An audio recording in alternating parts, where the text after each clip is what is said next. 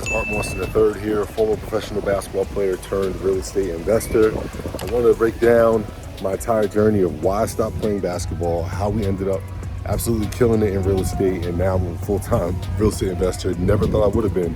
So I want to walk you through the ups and downs of that journey. I want to walk you through times it sucked, times it was great, and how exactly I made that transition. So we're going to do this vlog style. I'm going to just kind of explain this as I walk through my day.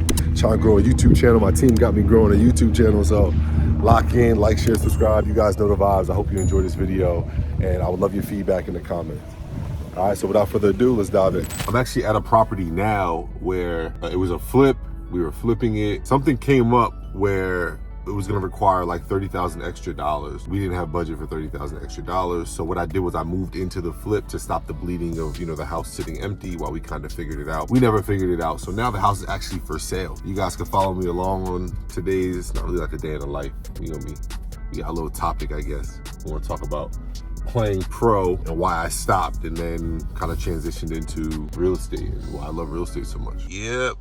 For sale. Shout out to Megan. Someone put an offer in 2 days ago. We accepted it today, so we close in a month. So I got a month to find somewhere else to live. But house came out dope. We just couldn't do everything to it that we wanted to get max dollars. So I think we're gonna make like 100 grand on this one. Why are you guys here, man? Why I left playing professional basketball and start real estate? So I actually didn't, if I'm honest with you. Like my basketball career was like mediocre at best. Like I was a good player, but I was one of those players where like I went to 5 high schools. I had like a weird, like my recruiting process into college was weird. I ended up going Division II. I had an okay career there. Like, I don't know if you guys ever read my book, Overcome, The Key to Unlocking Your Superhuman, but I wrote a whole book about the journey. But essentially I ended up going Division II. Because I went to so many high schools and my credits were all jacked up, I ended up not playing my freshman year. Like they just took a year of eligibility. So I had 3 years of eligibility. I had 2 okay seasons, averaged like 10 points, which at the time, like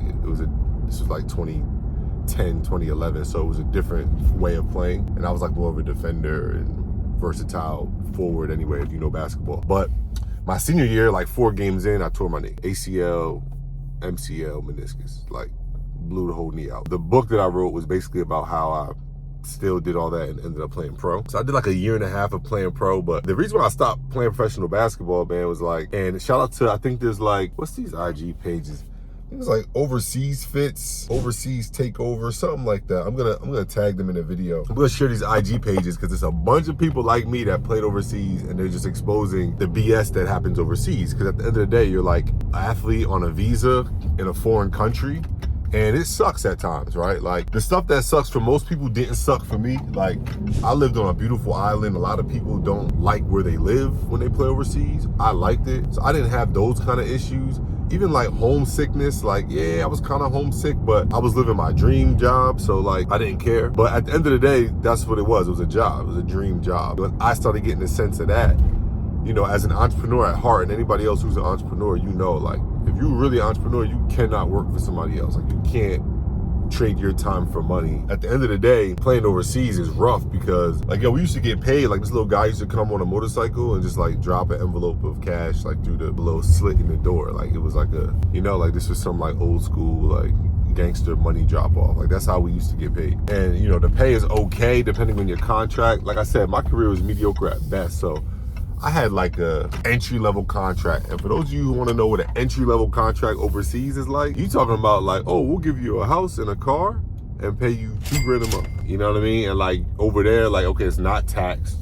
$2 grand where I was at in Portugal was like more than enough. I remember there was one off season where I was essentially training for my next season. I got a new agent because I was the leading scorer of the league. I think my contract got terminated like 3/4 of the way through the season, just simply because we lost a sponsor and they couldn't afford to pay me no more. They were like, yo, you can play for free or you can go home and try to get on another team, which I ended up not getting on another team, but then I locked another contract for the next season, got a new agent, and the agent ended up like stealing from me. And there's nothing I could do because you're dealing with like overseas, like a whole nother country. Like you would have to go through, you have to file like arbitration with FIBA and like try to get like an overseas attorney. It was a mess. So, once I started getting a taste of all that, and then I started doing more research and it was happening to a lot of people, I was like, oh nah, this just simply isn't for me. I achieved my goal. I set the goal of I want to play professional basketball. So I was like, all right, what more is there for me to do? Like other than just just keep playing. Like, let me see if like I can use some of my other talents to like be successful just in life in general. And that's when I started my youth basketball organization, Above Max Basketball, first. That was the first business I ever started. I didn't go right into real estate. My first entrepreneur journey was in starting a basketball organization. All right, finally found a spot. So let me get this workout in real quick, and then I'll finish the story in a second.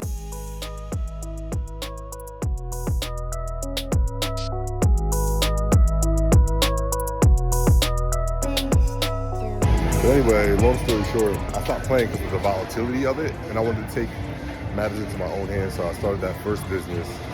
And the first business was cool, but it was essentially basketball camp, right? So there's a ceiling how much money I felt like I could make. And while I was doing that, I was living in my best friend's basement. You know, just entrepreneur, young, figuring it out. And the person next door wanted to sell their house. So I knew a little bit about wholesaling, so I was just bold and was like, yeah, I'll buy your house, knowing that I could probably find somebody else who would actually buy it and I'd make a fee. And I did that for my first deal. I made $15,000. I actually ended up paying that $15,000 to a mentor. But I made $15,000, and when I saw that, I was like, yo, I ain't never got a check this big. Not overseas, not coaching basketball. This is the wave right here. Taking a quick drive by this building that we are buying, closed next week. So I see that they got the moving boxes out. It looks like they're moving here. This building right here. Really excited for this one. So I guess they are preparing to move. Closing is next Friday, so 1 week from today. I don't know when this vlog is dropping, but had to do a quick drive by of that. Actually gonna drive by the title office today as well, because I have to drop off an additional deposit check, because we're actually supposed to close today, but I needed a couple more days with the lender, so I had to pay additional deposit to get an extension. Just wrapped it up at the gym at my favorite coffee shop, Bandit, St. Pete. But yeah, essentially, that first deal. After that one, I don't think we closed a deal for like a whole year because we didn't master like how to systemize like finding deals. And the goal wasn't even to wholesale in the first place. Like, I just didn't have any money at the time. So that was like 2018. The year that really popped us off was 2020. That was our first real year of real estate. We opened up the year January 16th, my birthday. We closed on our first flip, and then it took 9 months to do that flip. We ended up making like 100 grand. So that was really the deal that like kicked us off. And then that year we did 4 deals in that first year. And I think we did like 200 grand in revenue, or profit rather. Yeah, not to mention during that time, we had the pandemic happening. So my youth basketball organization was shut down. We couldn't even do anything. So once I saw the return on investment of the time that I could put into real estate rather than like coaching kids, no offense, that's when it really, everything sort of took off, because it was basic math, right? The same amount of time that I'm putting into coaching kids, if I put that those same 20 hours, 40 hours a week into house flipping, we can scale this. And it was over from there. That was the year that really set us off. My favorite place to come and relax. Still got my coffee. So I would say right now we're crushing it. We're buying way more houses. We're making a little bit more money. Still a slow market. Like right now it's early 2024. So I anticipate this summer the market's gonna pick up. But right now I think my favorite part of the business and why I really feel like we're crushing it and able to make $1 million in revenue annually is just from systems and processes, slowing down and really paying attention to the actual business, not just flip a house, make money, but what other areas can we make money, right? Fees, rentals, exploring Airbnb market, exploring various markets. Like when we did our first year, it was only New Jersey. Now the business is in Jersey, here in Florida, obviously, North Carolina, we have a ton of properties, and even in Georgia.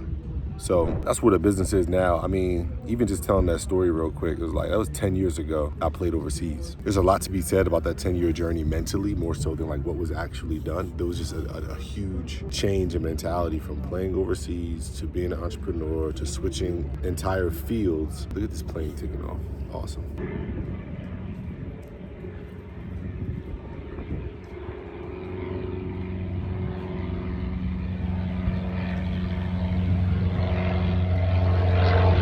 So yeah, essentially like that whole journey and like the reasons behind making those switches, like that's optimization in itself, like really being able to reflect, and instead of just saying like, well, this is what I'm doing, so it's just what it is, like really being willing to make those changes. Those early lessons I'm literally applying now to my business. You know, every process, every opportunity for optimization I'm applying now so that we can survive all these various markets and just be not just real estate investors as a person, but have a true real estate investing firm, which is exactly what I've grown United Home Relief to be. We had a rough year in real estate in 2022 and 2023, but even during that time, we were able to acquire properties, we were able to raise capital, and we touched about $1.2 million flowing through our company. So whether we break even, whether we take a loss, whether we don't profit enough to like where we project it, we still had all of that cash flow and were able to maintain as a business. Whereas playing professionally is like, if you catch an injury or you lose a contract, like you're not making any revenue until you recover from that injury and earn a new contract in that example. All right, so back in the office. Yo, this is like the main difference in when we first started and like why I'm really proud of our business today. Like we have so many processes and workflows and just stuff that allows us to scale. Like we're not just hustling and bustling. Like we host a weekly call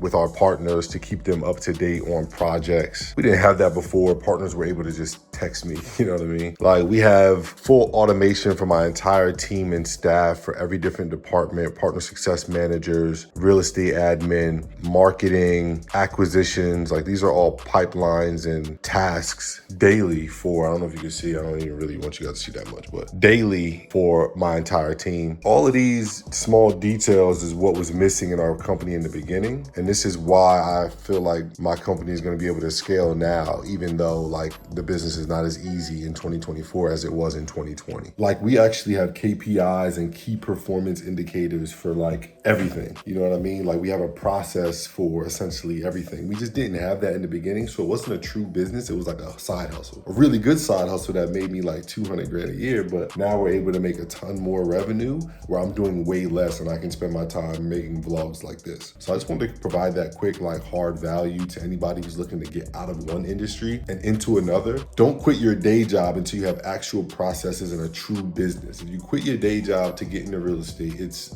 literally just a hustle. There's a lot of risk involved in house flipping or buying rentals or anything of that nature. So it's really important to create earned income. Y'all know the vibes. Post-gym smoothie on them. I told my team I'm not recording myself doing anything, setting up the tripod, but here I am.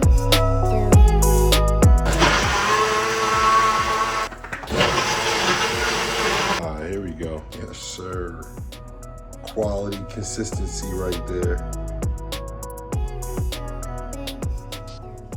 All right, bank time. So here we got to get a certified check to drop off to a title company for the property I showed you guys earlier that we're buying. So this is just kind of some of the day-to-day stuff that, if I'm honest, is completely annoying, but nobody else can do it other than me because I'm the manager and controller of the company. So gotta do it. This bank low-key sucks too. But. All right, check secured. Obviously couldn't show you guys that transaction, but you get the idea. Now we're gonna go drop this bad boy off at title right down the street, and we've officially secured an extra week on this deal. I promise though that real estate is not like this every day. It's mostly me sitting behind the desk for real and being on the phone. So I'm happy today when I decided to film this. Let's do it. Did you just call me you're dropping off a check? Yeah, there you go. Perfect. And I put the memo there for what property. Oh, look at you go. I love that. You see that? Here, let me get your receipt. Easy enough. I know. Hold on just a moment. So there you have it. I appreciate you guys watching this entire video. I hope you enjoyed hearing my story from professional athlete to real estate investor, how we started, scaled, and grew United Home Relief, my company. And I would love it if you guys commented more things you would want to know about investing in real estate or my story in general. Again, I've been slacking on YouTube, so I'm just really pumped to try to grow this thing and provide as much value to you all as possible. So if you could like, share, subscribe, you guys know the deal, so that we can grow this page and continue to dish out the best content we possibly can. And with that being said, I'm out. Done filming for the day. So peace, love, and stay inspired.